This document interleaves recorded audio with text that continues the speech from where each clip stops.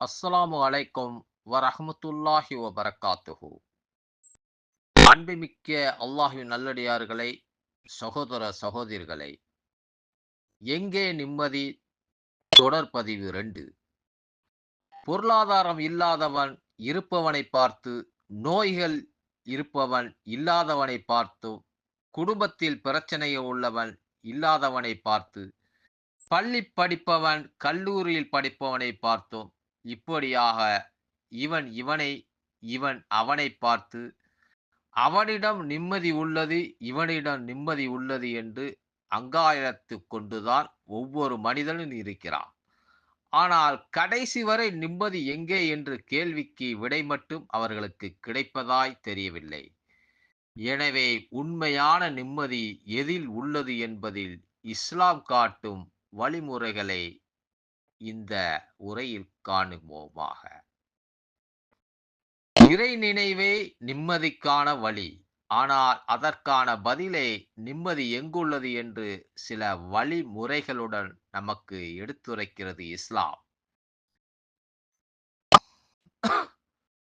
இறை நினைவில்தான் நிம்மதி உள்ளது என்ற அந்த வழிமுறைகளில் ஒட்டுமொத்த சாராம்சத்தை திருக்குர்ஆன் எடுத்துரைக்கிறது.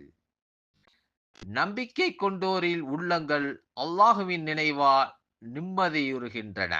அறிந்து கொள்ளுங்கள், அல்லாஹுவின் நினைவால் தான் உள்ளங்கள் நிம்மதியுறுகின்றன என்று அல் குர்ஆன் 13வது அத்தியாயம் 28வது வசனத்தில் பதிவாகியுள்ளது. எல்லா மதங்களும் கூறுவது போன்று ஆன்மீக தியானத்தில் மன நிம்மதி ஏற்படும். ஆனால் தனியாக அமர்ந்து இறைவனை நினைத்து தியானம் செய்யுங்கள் என்று பொதுவாக இஸ்லாம் சொல்லவில்லை. இதில் கூறப்படும் இறை நினைவு என்பது தியானத்தை மாத்திரம் குறிக்கும் நினைவல்ல. இறை நம்பிக்கை, அச்சம், வழிபாடு, மறுமை சிந்தனை என்று அல்லாஹ் அமைத்துக் கொடுத்த வாழ்க்கை முறைப்படி வாழ்வின் ஒவ்வொரு நேரத்தையும் இறை நினைவுடன் வாழக்கூடிய வாழ்க்கை முறையாகும்.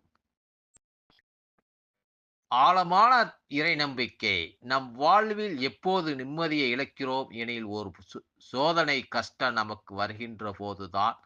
வாழ்வில் எந்த ஒரு கஷ்டம் நஷ்டம் வந்தாலும் இறைவன் நிச்சயம் நமக்கு இதிலிருந்து ஒரு விடியலை தருவான் என்ற நம்பிக்கை வேண்டும். இன்ஷா அல்லாஹ் அடுத்த பதிவில் காணுவோமாக. அஸ்ஸலாமு அலைக்கும் வரஹ்மத்துல்லாஹி வபரகாத்துஹு.